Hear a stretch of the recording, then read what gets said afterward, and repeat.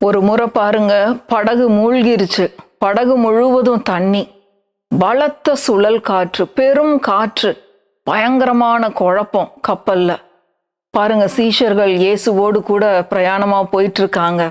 நடு கடல்ல வரும்பொழுது பலத்த சுழல் காற்று வந்துருது. படகு ஃபுல்லா தண்ணினால நிறைஞ்சிருச்சு. சீஷர்கள் பயந்து போயிட்டாங்க. பயந்து போய், ஐயோ ஐயரே, ஆண்டவரே, நாங்க மடிந்து போறோம், எங்களை ரட்சியுங்க, எங்களை ரட்சியுங்க அப்படின்னு சொல்லி கத்துறாங்க. பாருங்க பிரியமானவர்களே, இது சீஷர்களுடைய ஜெபமா இருந்தது. இன்றைக்கு நாமும், விசுவாசிகளாகிய நாமும் இப்படிப்பட்ட ஜெபத்தை தான் செஞ்சுக்கிட்டு இருக்கிறோம். ஐயோ ஆண்டவரே, நாங்க செத்து போறோமே, கடன்ல மாண்டு போறோமே, வியாதியில செத்து போறோமே, எங்க குடும்ப பிரச்சனையில எங்க குடும்பம் ஒண்ணுமில்லாம போகுதே, நீங்க என்ன பண்ணிட்டு இருக்கீங்க? கண்ணை மூடிட்டு இருக்கீங்களா? எங்க இருக்கீங்க ஆண்டவரே? இதுதான் நம்முடைய ஜெபமா இருக்கிறது. பிரியமானவர்களே, சரியான ஜெபத்தை நாம் ஏறெடுக்க வேண்டும். சரியான வார்த்தைகளை நாம் பேச வேண்டும். அதை தான் இந்த நாள்ல நாம் கற்றுக்கொள்ள போறோம். நிச்சயமாகவே உங்களுக்கு இந்த சத்தியம் ஆசீர்வாதமா இருக்கும். இந்த நாள்லயும், இந்த காலை வேளையில இந்த விசுவாச போதனைகளை கேட்கும்படியாக நான் உங்க ஒவ்வொருத்தரையும் வாழ்த்தி ஆசீர்வதிக்கிறேன். கர்த்தர் நல்லவர். பிரியமானவர்களே, இன்றைக்கும் நாம் சத்தியத்துக்குள்ள போலாம். மத்தேயு 8வது அதிகாரம் 24வது வசனம். மத்தேயு 8வது அதிகாரம் பாருங்க, 23 வாசிக்கிறேன்.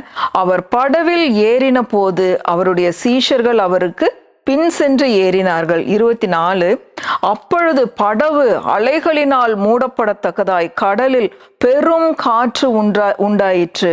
அவரோ நித்திரையாயிருந்தார். பெரும் காற்று. ஆனா ஆண்டவர் என்ன பண்ணிட்டு இருந்தாரு? தூங்கிட்டு இருக்கிறாரு. அடுத்தது பாருங்க, அப்பொழுது அவருடைய சீஷர்கள் வந்து அவரை எழுப்பி, ஆண்டவரே, எங்களை ரட்சியும், மடிந்து போகிறோம் என்றார்கள். நாங்க மடிந்து போகிறோம், நாங்க செத்து போறோம் ஆண்டவரே அப்படின்னு சொல்லி போய் ஆண்டவரை போய் எழுப்புறாங்க. பாருங்க, அடுத்து இதே இன்சிடென்ட் மார்க் 4வது அதிகாரத்துல இருக்கு. 3 சுவிசேஷத்திலையும் இருக்குது. நம்ம மொத்தமா இதனுடைய ரிசல்ட்டை நம்ம படிக்க போறோம். பாருங்க, மார்க் 4வது அதிகாரம் 37வது வசனம் பாருங்க. 35 வாசிக்கிற. மார்க் 4:35. அன்று சாயங்காலத்தில் அவர் அவர்களை நோக்கி, அக்கறைக்கு போவோம் வாருங்கள் என்றார். 36, அவர்கள் ஜனங்களை அனுப்பிவிட்டு அவர் படவில் இருந்தபடியே அவரை கொண்டு போனார்கள். வேறே படவுகளும் அவரோட கூட இருந்தது. அப்பொழுது பலத்த சுழல் காற்று உண்டாகி படவு நிரம்பத்தக்கதாக அலைகள் அதன் மேல் மோதிற்று. 38, கப்பலின் பின்னணியத்தில் அவர் தலையணையை வைத்து நித்திரையாயிருந்தார். இதுல மார்க் எழுதுறாரு, தலையணை வச்சு ஆண்டவர் நிம்மதியா தூங்கிட்டு இருக்கிறாரு. பாருங்க, அவர்கள் அவரை எழுப்பி, போதகரே, நாங்கள் மடிந்து போகிறது உமக்கு கவலை இல்லையா என்றார்கள். நாங்க செத்து போறது உங்களுக்கு கவலை இல்லையா ஆண்டவரே? இதுதான் நம்முடைய ஜெபம். பாருங்க, இன்னைக்கு காலையில எனக்கு இதை படிக்கும்போது கர்த்தர் இதை தான் வெளிப்படுத்தினாரு. இன்றைக்கு நம்மளுடைய ஜெபமே எப்படி இருக்கு? ஆண்டவரே, உங்களுக்கு கவலை இல்லையா? நீங்க கண்ணை திறந்து பார்க்க மாட்டீங்களா? பரலோகத்தில் உட்கார்ந்து என்ன ஆண்டவரே பண்ணிட்டு இருக்கீங்க? ஏன் ஆண்டவரே எனக்கு இவ்வளோ பிரச்சனை? ஏன் எனக்கு இதுக்கு இன்னும் பதில் கிடைக்கல? எத்தனை வருஷமா ஆண்டவரே நான் ஜெபம் பண்ணிட்டு இருக்கிறேன்? இதுதான் இன்றைக்கு நம்முடைய ஜெபமா இருக்கிறது. பாருங்க, அடுத்தது லூக்கா 8வது அதிகாரத்துல பாருங்க, லூக்கா என்ன எழுதுறாருன்னு பார்ப்போம். 3 சுவிசேஷத்திலையும் ஒவ்வொருத்தர் ஒவ்வொரு விதமாக எழுதுறாங்க. பாருங்க, லூக்கா 8வது அதிகாரம் 23 25 வரைக்கும். படவு ஓடுகையில் அவர் நித்திரையாயிருந்தார். அப்பொழுது கடலிலே சுழல் காற்று உண்டானதால் அவர்கள் மோசமடையத்தக்கதாய் படவு ஜலத்தினால் நிறைந்தது. அவர்கள் மோசமடையத்தக்கதாய் ரொம்ப மோசமா போயிட்டாங்க.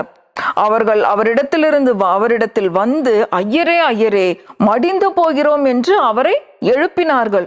அவர் எழுந்து காற்றையும் ஜலத்தின் கொந்தளிப்பையும் அதட்டினார். உடனே அவைகள் நின்று போய் மிகுந்த அமைதல் உண்டாயிற்று. ஆண்டவர் இங்க என்ன பண்றாரு? எழுந்து காற்றையும் கடலையும் அதட்டுறாரு. அதட்டிட்டு அடுத்தது 25வது வசனம் பாருங்க, உங்கள் விசுவாசம் எங்கே என்றார். உங்களுடைய விசுவாசம் எங்க? பாருங்க, இன்னைக்கு ஆண்டவர் நம்மளை பார்த்தும் இதை தான் கேட்கிறாரு. உங்க பிரச்சனையான நேரத்துல, உங்க சூழ்நிலைகள், பலவிதமான சூழ்நிலைகளை ஒவ்வொருத்தரும் நம்ம கடந்து வர்றோம். அந்த நேரத்துல இத்தனை ஆண்டுகளா நம்ம ஜெபம் பண்ணியிருக்கிறோம், இத்தனை ஆண்டுகளா வேதத்தை படிச்சிருக்கிறோம், இத்தனை ஆண்டுகளா ஆலயத்துக்கு போயிருக்கிறோம், எத்தனை சத்தியங்களை கேட்டிருக்கிறோம். இன்னைக்கு உங்க விசுவாசம் எங்க? பிரியமானவர்கள், இன்றைக்கு உங்க விசுவாசம் எங்க? உங்க சூழ்நிலைகளின் மத்தியில உங்களுடைய ஜெபம் என்னவா இருக்கு? ஐயோ, நான் செத்து போறேன், நான் செத்துட்டா பரவாயில்ல, இது உங்களுடைய ஜெபமா இருக்கிறதா? உங்கள் விசுவாசம் எங்கே? பாருங்க, மார்க்குக்கு திரும்பவும் வருவோம். அங்க என்ன கேட்கிறாருன்னு பாருங்க. 39வது வசனம், அவர் எழுந்து காற்றை அதட்டி கடலை பார்த்து, இறையாதே, அமைதலாயிரு என்றார். அப்பொழுது காற்று நின்று போய் மிகுந்த அமைதல் உண்டாயிற்று.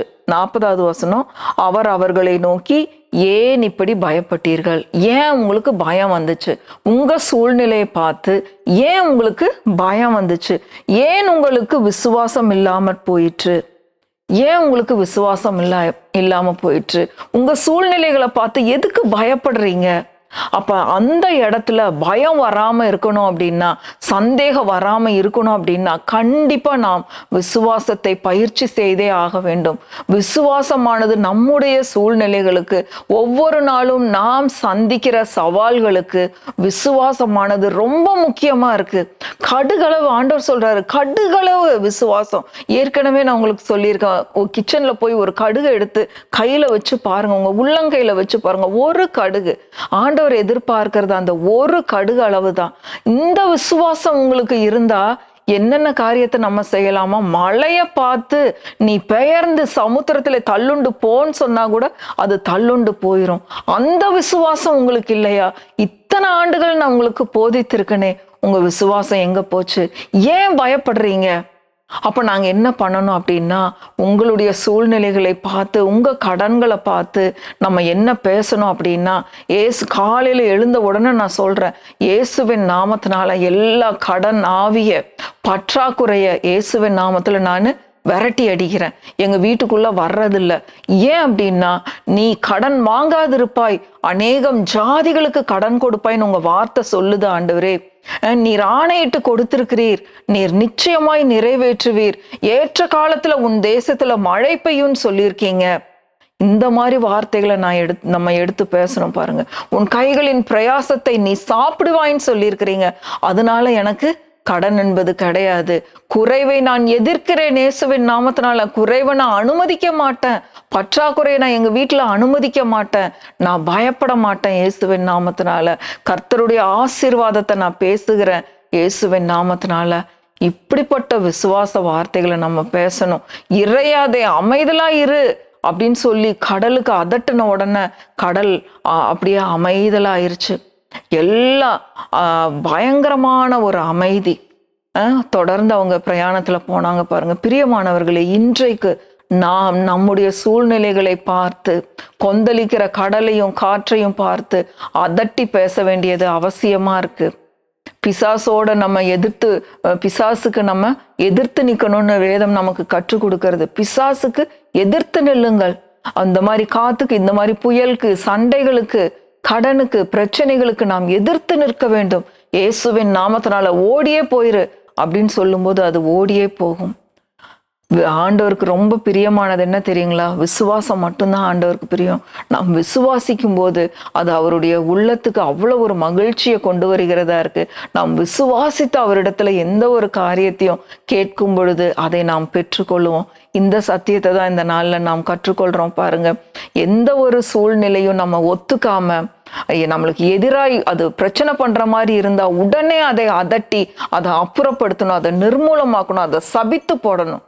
கர்த்தருடைய ஆசீர்வாதத்தை நாம் அனுபவிக்கணும் அப்படின்னா இப்படிப்பட்ட விசுவாச வார்த்தைகள் நம் வாயிலிருந்து புறப்படணும். நிச்சயமாகவே உங்க வீடுகள்ல ஆசீர்வாதத்தை பார்ப்பீங்க. உங்க வாழ்க்கையில ஆசீர்வாதங்களை அனுபவிப்பீர்கள். கர்த்தர் நல்லவர், அவரை துதியுங்கள், அவர் கிருபை என்றும் உள்ளது. ஆமென், ஆமென், ஆமென்.